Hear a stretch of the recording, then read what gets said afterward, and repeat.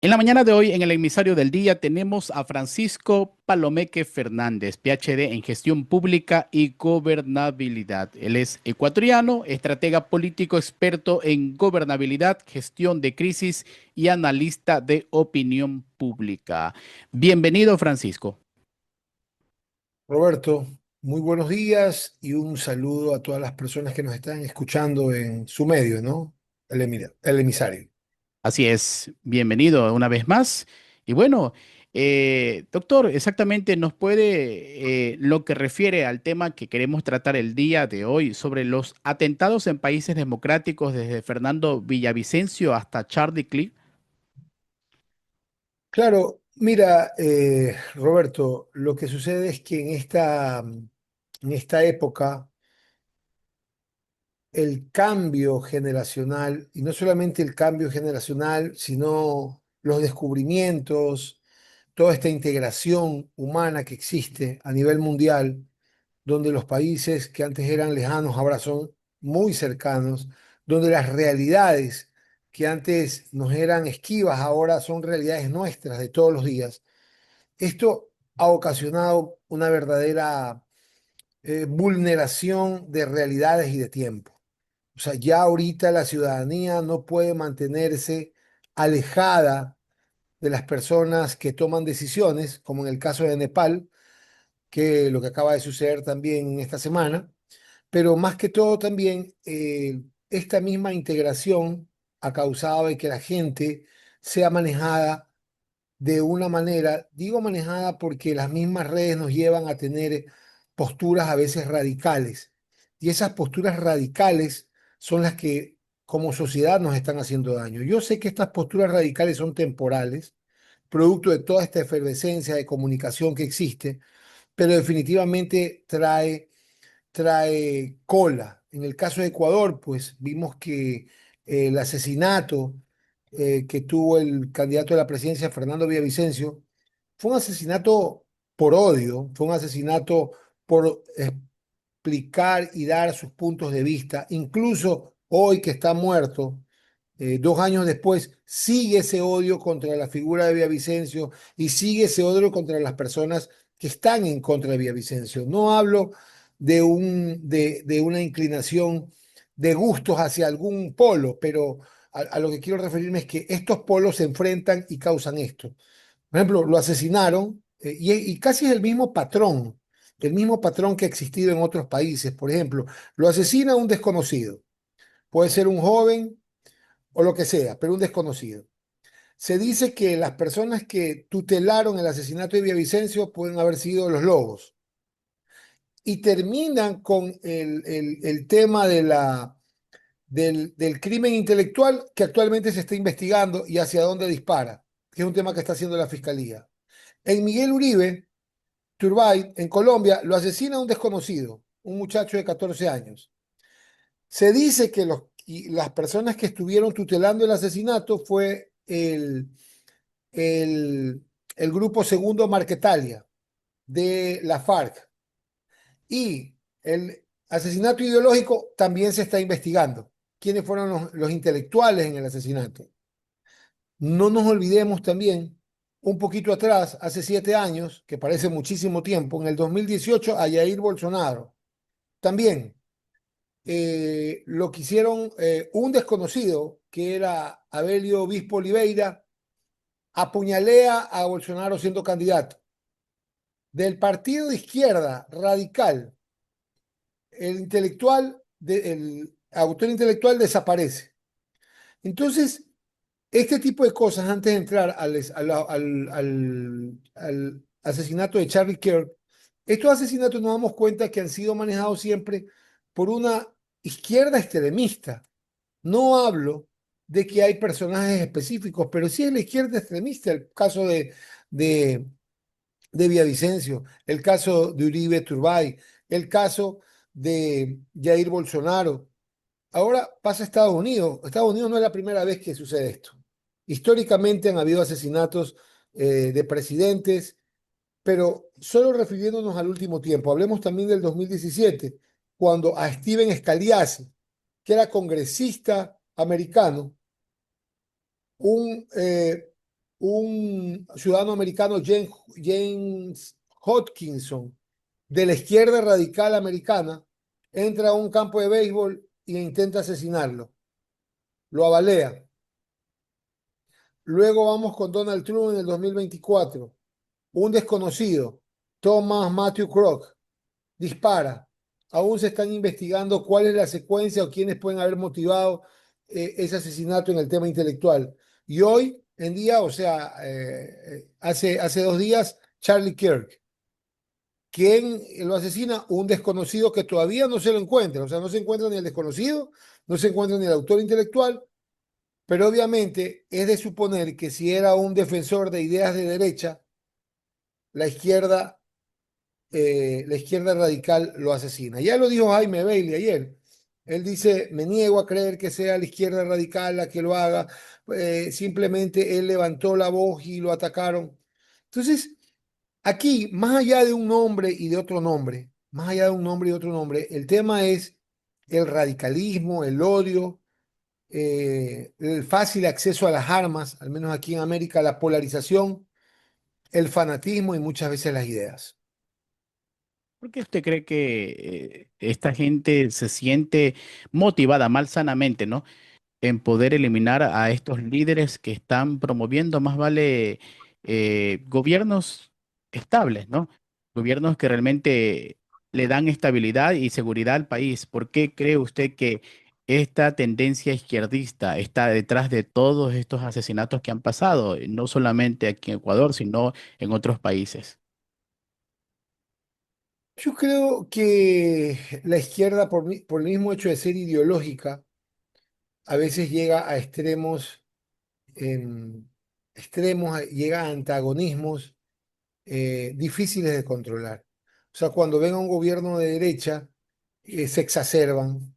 No digo que esto es una norma en todos los países, pero el odio de no poder defender una idea y tener un gobierno al frente de derecha, al cual a veces califican de despótico, de criminal, de hambriador, hace que tomen este tipo de decisiones. Sin embargo, también hay una línea clara, ¿no? Que las oportunidades de trabajo, las oportunidades laborales, si no están presentes en un gobierno, causan también todos estos desasosiegos. En el caso de Nepal, que no es que En el caso de Nepal, no es que yo, hola, Sí, le escucho. perdón. Ya, en el caso de Nepal, no es que yo eh, busque esa coincidencia, pero el caso de Nepal es un gobierno socialista con ideas marxistas que tenía 17, perdón, tenía casi 10 años de existencia. Se posesionó en el 2015 el primer ministro, el primer ministro Oli, Sharman Oli. Pero ¿qué pasó aquí en cambio? En cambio, aquí se quiso neutralizar, se quiso eliminar, se quiso bloquear cerca de 26 plataformas de Internet. La gente dice, es la revolución de la generación Z porque no le dieron eh, acceso al Internet. Lo mismo que pasó en la primavera árabe, que en cambio la primavera árabe, cuando se cayó Egipto y todos estos gobiernos árabes, fue producto de la misma comunicación en Internet. Acá en cambio se les prohibió. Pero no es que la prohibición haya causado el golpe de Estado. No, lo que hubo ahí, más allá de la prohibición del Internet, es la cantidad de necesidades, de hambre y de situaciones grotescamente deficitarias que tenía Nepal. Es uno de los países más pobres en el sector. Es uno de los países con menos educación. Entonces los jóvenes que ahora ven la oportunidad de expresarse por medio de las redes, lo que hicieron fue salir. Y fue brutal, ¿no? La respuesta fue brutal porque por más que el gobierno de Sharman Olin quiso detener la manifestación abriendo de nuevo las 26 plataformas, eso ya no le alcanzó. Hubieron 16 muertos, entre ellos la esposa del primer ministro y el apaleamiento público del ministro de Economía. Entonces, los pueblos, ahora que tienen también más acceso, también es una forma en la que se expresan, ¿no? Entonces, hay que tener mucho cuidado, no solamente con estos sentimientos de odio, pero también qué es lo que causan estos sentimientos de odio. también el demasiado exceso de riqueza en un lado, la falta de libertad, la falta de oportunidades. Yo creo que un gobierno, en este caso un gobierno que respete las libertades, los derechos, la libre empresa, está bien, muy bien, y yo felicito eso, pero también debe tener tintes sociales, ¿no? Tintes sociales donde pueda haber ciertos equilibrios Un fiscales, equilibrio, por supuesto. un equilibrio. Ahora, doctor, volviendo al caso, en el caso de lo que refiere a Ecuador, en el caso de Fernando Villavicencio, eh, creo yo, de pronto, en mi hipótesis, esto fue confabulado incluso dentro del escenario, ¿no?, que se quería dar, ¿no? Porque él pudiendo salir por la puerta, digamos, donde tenía la seguridad, exactamente, incluso el vehículo donde la acompañaba no era un vehículo que estaba totalmente blindado, estaba en otras palabras como que asequible para que cualquier persona, ¿no?, malviviente en este caso pueda atentar contra la vida de él. O sea, creo de que esto estuvo planificado. No solamente participaron pocos actores, sino muchos actores que tuvieron que ver con la situación en lo que terminó, ¿no?, con el atentado hacia Fernando Villavicencio.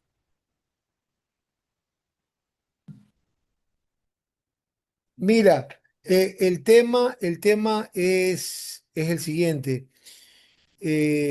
Nosotros estamos muy habituados al asesinato y al sicariato. Qué horrible lo que te estoy diciendo, pero un país que, como en el 2025, ya el 2025, a septiembre del 2025, está pasando los 5.000 muertos por sicariato, es un país que lastimosamente se ha habituado al asesinato como salida rápida. El que asesinen a un alcalde, a un concejal, a una persona, a un joven, a una familia, a un niño, que haya valimiento en un carro, en una casa, se ha vuelto un tema de todos los días. Y esto es triste, porque el país debería habituarse a otras cosas, no a esto.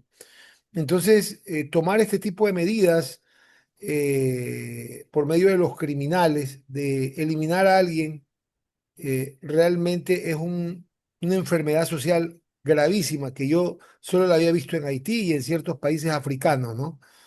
Eso es lo que estamos viviendo ahora. Ahora, sí, yo concuerdo contigo que la eliminación, por decirlo así, del candidato Villavicencio respondía también al hecho de que Villavicencio marcaba bien los números. No marcaba bien los números en el sentido marquetero, en el sentido de que estaba arriba, sino marcaba bien los números en la tendencia.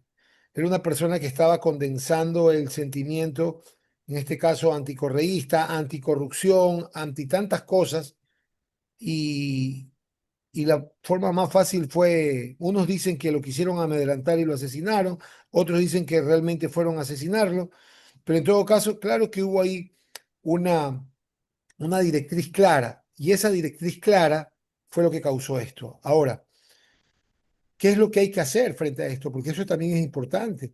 Más allá de la gendarmería, de la cantidad de movilización de policías y militares, que hasta cierto punto está bien porque somos una sociedad altamente peligrosa por el tema delincuencial y por el tema de sicariatos, de crímenes, de bandas, pero también debe haber el equilibrio de tener instituciones como el Ministerio de Educación, como Bienestar Social, que ingresen con la misma fuerza en los lugares donde están siendo intervenidos la policía.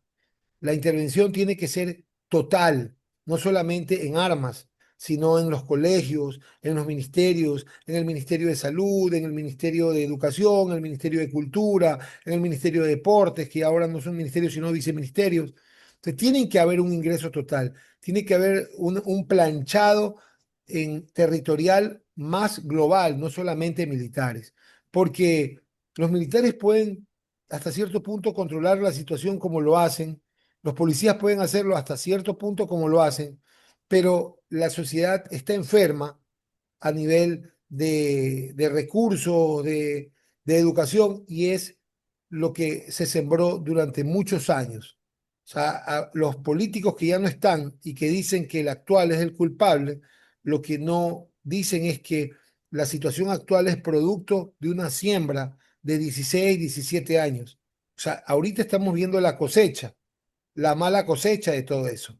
Cuando hablamos de escuelas, cuando hablamos de colegios y hablan de que hubieron instituciones como los colegios que se hicieron de cemento, las situaciones que se levantaron.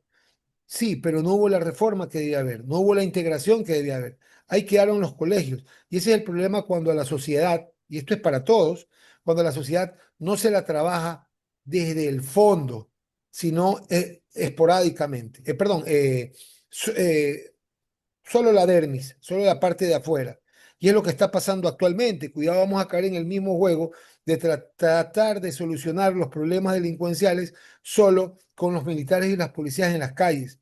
Porque aquí también hay jóvenes que salen y no tienen oportunidades, que tienen problemas en el Senacid.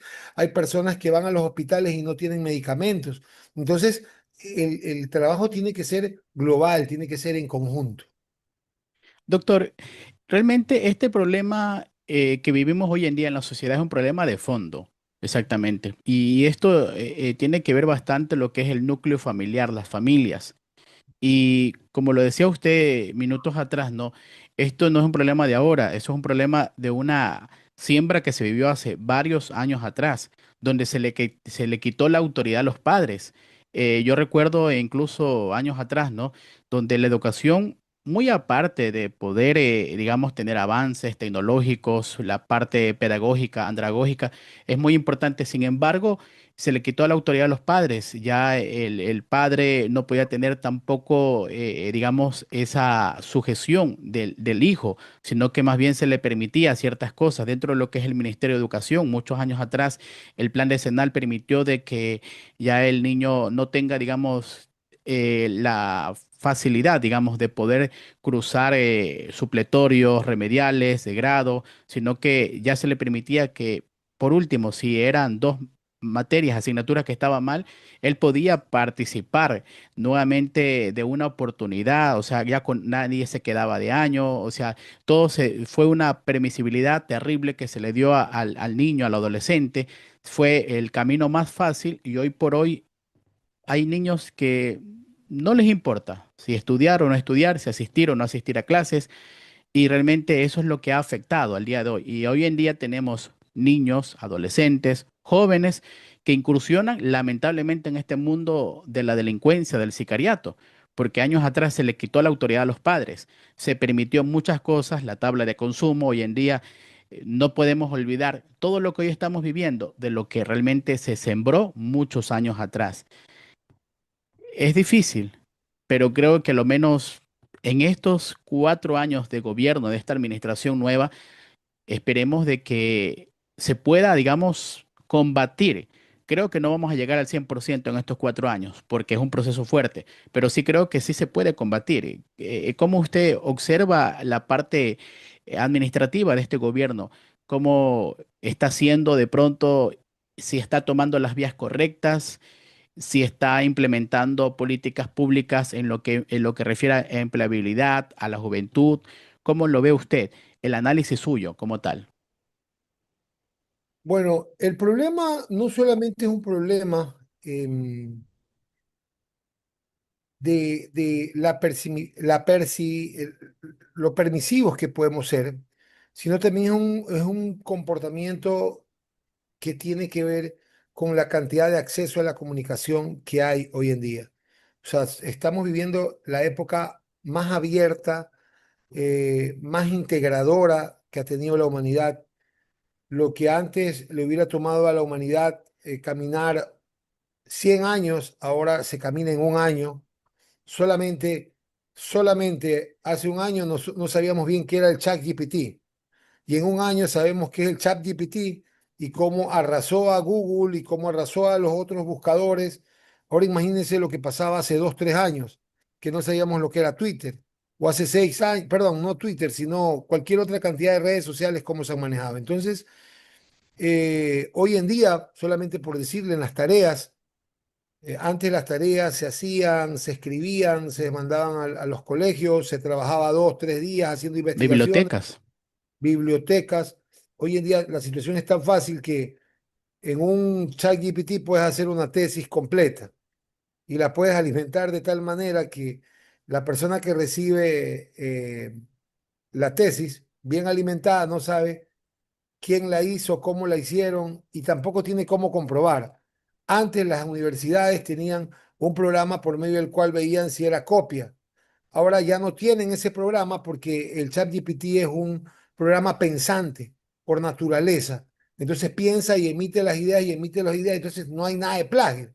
Entonces, todas estas cosas que pueden parecer malas son buenas, sin embargo, lo que tiene que haber es un efecto integrador de las cosas que nunca se han movido, que es el tema de la familia, que es el mismo tema de la educación. Ahora vámonos al tema de la educación, porque hemos hablado exactamente de qué es lo que le pasa, qué pasa hoy día en la sociedad mundial. Pero en el caso de Ecuador, tenemos jóvenes que en primer lugar, como usted lo dijo, no tienen control en los estudios, no tienen exigencia dentro de los estudios y tampoco tienen perspectiva después de los estudios.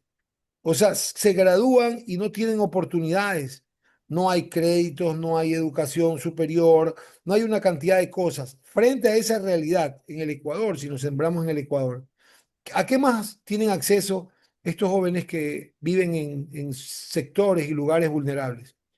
Tienen acceso a ver al amigo que hasta hace 6 meses no tenía ni para el bus, pero ahora llega en un carro elegante y le compra una casa a la mamá y tiene poder y la policía ya no lo toca, sino que camina. O sea, es una sociedad enferma, ¿no? Es una sociedad enferma donde el joven lo único que ve es eso. El antítesis que hay, y que yo creo que por ahí también habría que trabajar, son nuestros jóvenes deportistas. También está un Moisés Caicedo, que a punta de deporte sale, y ese es un buen referente. El deporte siempre ha sido un buen referente, y el deporte siempre ha sido un referente de toda la vida. Entonces, pero ¿dónde están las escuelas de fútbol? ¿Dónde están la Federación de Deportes? ¿Dónde están estas instituciones que deberían ser inyectadas? Deberían recibir inyección de inversión para poder abrigar a todos estos jóvenes. Ahí es que está el tema que yo le digo a usted, que me refiero que la incursión no solamente tiene que ser policial. Mire, el programa que hace Bukele en Honduras consta de algunas etapas y la primera etapa es, por ejemplo, incursionan militarmente y policialmente a las maras y a las pandillas, que es más o menos lo que hacemos nosotros acá. Pero paralelamente, si llegan a un barrio, hablemos de un barrio, pongámosle, tomemos un caso ejemplo, barrio 15 en Guatemala. Llegan al barrio 15 en Guatemala, por darle un ejemplo. Llegan al barrio 15 y no solamente entra la policía, sino que entra el Ministerio de Telecomunicaciones y le pone al barrio internet gratis. Entra la policía y no solamente entra la policía, sino que entra el Ministerio de Educación y también interviene los colegios para ver cómo están, si han sido cooptados, qué tipo de cosas tiene. Ingresa también el Ministerio de Salud y en ese Ministerio de Salud también ingresan medicinas, tratamientos, operaciones, pilotos para diferentes sectores del territorio. Entra también Secretaría de Becas, entra también Secretaría de Bienestar, entra también incursión psicológica, entran psicólogos del Estado para poder tratar toda esta situación. Entonces se vuelve la incursión global. Aparte de esa incursión global, ya en otras etapas que ha tenido El Salvador, es, por ejemplo, están los mismos ministros de Relaciones Exteriores con ministro de Turismo, llegando a todos los puntos, a todas las aerolíneas para decirle, por favor, venga y sea punto de llegada El Salvador. Hoy en día, muchos puntos de salida internacionalmente tienen que pasar por El Salvador. Entonces, es una incursión total y para eso un gobierno necesita gente capaz, gente que hable, gente que pueda comentar ideas, que tenga, porque eso es. Yo creo que el presidente Noboa, que fue electo por el voto popular y es muy querido por muchos sectores del país, está haciendo un buen trabajo, pero creo también que es un desafío para el presidente Noboa poder rodearse de personas capaces, personas que puedan tomar la iniciativa y lo puedan ayudar para que él no cargue solo en sus hombros todo este aparataje del Estado, que de por sí es complicado para cualquier presidente y obviamente es mucho más complicado en el Ecuador. O sea, ahí debería haber ministros con experiencia, funcionarios leales también con experiencia, con actividad, ¿no? Para que puedan ayudarlo a cargar el aparataje del Estado. Ahora, doctor, referente a la administración, ¿no? De este gobierno, eh, yo sí creo que a lo menos le está apostando a la juventud, ¿no? El año pasado se abrió un proyecto en el cual el proyecto Jóvenes en Acción y luego también un proyecto de Ecuatorianos en Acción, dándole una, como se dice, una plaza de trabajo en pocas horas, de tal manera que ellos puedan tener esa oportunidad que muchos se la niegan. Hoy en día las empresas piden tantos años de experiencia, pero ¿qué pasa con los jóvenes que salen de un colegio y necesitan, digamos, trabajar? Porque ya muchos de ellos son sostén de una familia, son sostén de unos padres que de pronto están con situaciones precarias, con enfermedades y todo aquello y no pueden trabajar. Sin embargo, creo yo que el gobierno apostó también por esa parte, ¿no? De la juventud, de poder ser ayuda y nuevamente abrió ese programa. Y yo he visto mucha gente que ha sido beneficiada de ese programa. Realmente creo yo que programas como esos se deberían de dar no solamente paulatinamente en varios meses, en cortos meses, sino periódicamente, lo menos durante todas las administraciones de los gobiernos. Este gobierno ha sido un gobierno que sí he visto que le ha apostado por la juventud y creo yo de que también el engranaje político de la asamblea, de los ministros que están alrededor, la gente del equipo deben de caminar en conjunto para poder llevar a cabo una nueva administración diferente a las demás. Tomo, Roberto, la palabra trabajar en conjunto. Eso es importante. Yo no tengo dudas que el presidente no ha apostado a la juventud, que es la juventud la que lo llevó a la presidencia, porque sabemos que el voto fuerte de Noboa y el voto que lo llevó a la presidencia fue esta generación Z, estos jóvenes entre los 18, 17 y 30 años son realmente la mayor cantidad de votantes que tiene el Ecuador. Entonces, frente a eso hay unos desafíos específicos y esos desafíos específicos, algunos se cubren lo más rápido posible con este tipo de proyectos, donde se contrata a los jóvenes, donde hay una cantidad de jóvenes que son contratados y eso está muy bien. Eso se felicita del gobierno, porque todo lo que sea trabajo, todo lo que sea progreso, todo lo que sea oportunidad, se felicita. Pero, por ejemplo, volvemos al tema anterior. ¿Qué es lo que estamos tratando de buscar con la famosa consulta popular y el referéndum? Estamos tratando de buscar que, por ejemplo, para que haya más trabajo, se pueda hacer el contrato por horas.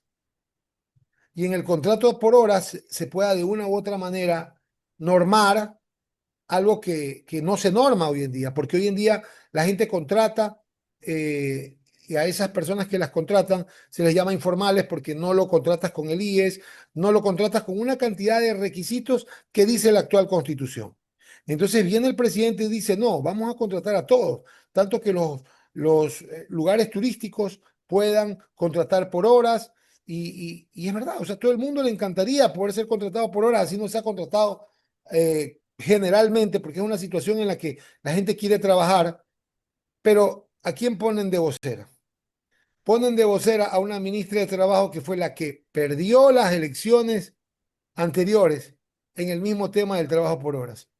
Y no es que la ponen, ella está ahí.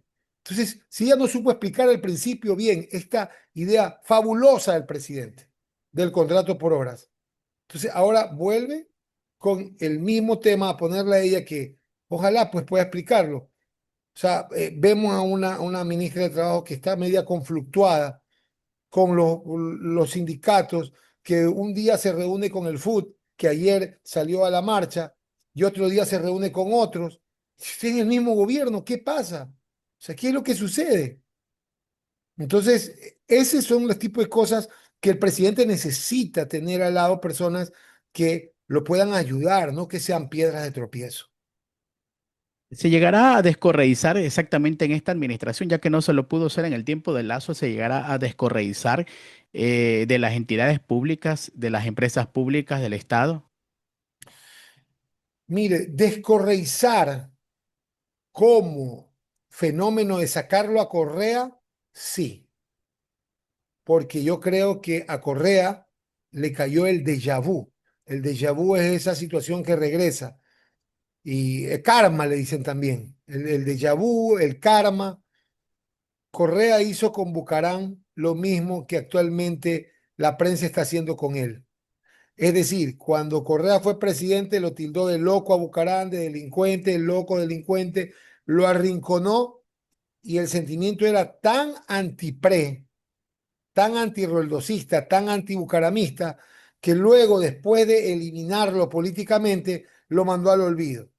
Y hoy pues tenemos a un expresidente de Bucarán que hace propaganda de gastronomía, de guatas, de comidas. O sea, quedó eliminado políticamente. Eso hizo Correa con Bucarán. Hoy en día, ese mismo tema de corrupción por los que Correa está sindicado, él y todo el entorno,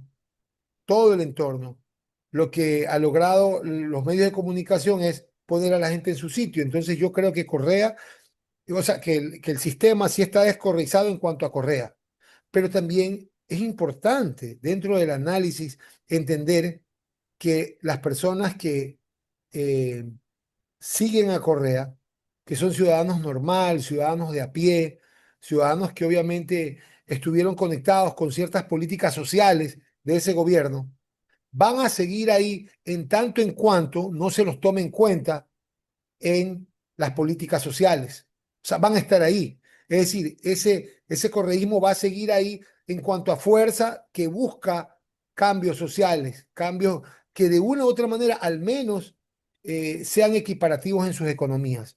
Entonces, le contesto, descorreizarlo en cuanto a Correa, sí, pero descorreizarlo en cuanto al grupo de personas que están buscando equilibrio social va a ser más complicado, a no ser que, alguien dijo por ahí, en el momento que se atiendan los requerimientos de las mayorías completamente, con ministros que sean coherentes con el presidente, no ministros que tengan su propia agenda o que no sepan explicar lo que tienen que explicar. En el momento que suceda eso, habrá este fenómeno de ya de descorreizar ideológicamente el país. Doctor, creemos que esa consulta se dé un triunfo exactamente multitudinario, pero necesitamos, como usted lo dijo, que se explique, a lo menos lo que refiere a las determinadas preguntas en las cuales muchas de estas se han consultado, ¿no?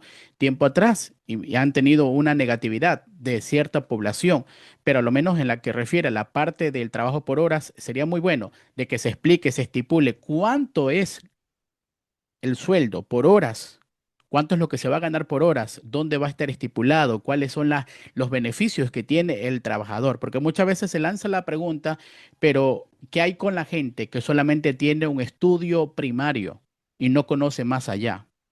¿Qué hay con la gente que muchas veces no alcanza un estudio, pero necesita que se le pueda desarrollar la pregunta? Y eso es muy importante. No sé si de pronto se le permite o no de parte del Consejo Nacional Electoral de que las mismas autoridades que están promoviendo las preguntas en la consulta popular y el referéndum puedan detallarlo, o sea, en otras palabras, explicarlo como se dice por ahí, con manzanas, con peras, con uvas, de tal manera que el ciudadano pueda entender y tener claro, cosa que el día que yo voy a sufragar o la ciudadanía va a sufragar, va a poder dar el sí, porque se le explicó bien detallado y no se le va a perjudicar. Totalmente de acuerdo. O sea, y hay una total viabilidad que puedan hacerlo, el Consejo Nacional Electoral no lo impide.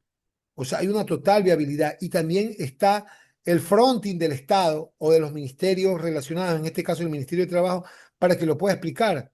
Y usted ha sido claro al decirlo, con peras, con manzanas, con guineitos, cuánto se gana, cuándo no se gana. Pero yo me acuerdo la campaña pasada, porque yo soy una persona que está de acuerdo en el trabajo por horas, porque es una forma de legalizar algo que está ahí en la nebulosa, porque la gente hace el famoso cachuelo, me voy a cachuelear, me van a contratar pero te cachuelean y te trabajan sin todos los derechos que tienes, porque obviamente eh, la otra forma de contrato es una forma con el seguro, con tiempos, con horas, entonces la empresa no quiere. Y si tú vienes y le dices a la empresa, contráteme por horas, lo que te va a decir es, bueno, deje nomás, yo lo llamo para la entrevista. Pero si hay la posibilidad, como yo se le escuché al presidente la primera vez, de que el contrato por horas sea viable y tú ese cachueleo lo tengas de la manera más formal y más legal posible, pues bienvenido sea. Eso es lo que está buscando el presidente. Pero si en la anterior elección, la ministra de Trabajo, que es la misma vocera de ahora, no sabía ni cuánto era el mínimo y decía que era 1,40, que era 3,40, que era 8,40, que era 6,40. O sea, a ese tipo de errores es que me refiero, que no ayudan al presidente con la idea del trabajo por horas, que es una idea espectacular. No lo ayudan, sino más bien entorpecen el proceso. Así es, doctor. Bien, realmente ha sido una conversación muy amena y enriquecedora, por supuesto. Conversar siempre con personas de la talla suya, en este caso analistas, estrategas, y realmente me ha gustado poder interactuar con usted, que se le ha ofrecido al público, a la audiencia, una entrevista que ha sido de aprendizaje y, por supuesto, tener esas aristas, ¿no? En las cuales las tendencias, las ideologías y todo aquello. Sin más, doctor Francisco, sus palabras para poder ya cerrar esta entrevista. No, gracias a usted, Roberto, y gracias a su medio. Personas como usted que hacen comunicación y que tratan de llevar este tipo de mensajes a la sociedad son las que debería de apoyarse más, no por el tema, no por un tema específico, sino por el tema general de poder educar y enseñar a la sociedad. Es que eso deben hacer los medios de comunicación, más allá de una guerra de troles, más allá de una guerra de fakes. Yo creo que el país y el mundo se está enfrentando a una nueva etapa que va a ser confrontar las ideas. Esa es la nueva etapa, porque si ya las ideas están dadas por medio de las máquinas, ahora necesitamos a seres humanos que piensen, que hablen y que expongan sus ideas de manera transparente. Y ustedes desde su medio, y ustedes desde sus medios lo hacen. Tengan Así un es. gran saludo y gracias a usted, Roberto, y hasta la próxima. Así es. Hemos tenido exactamente en el emisario del día al doctor Francisco Palomeque. Así es, tratando un tema muy interesante en el emisario del día. Retornamos a estudios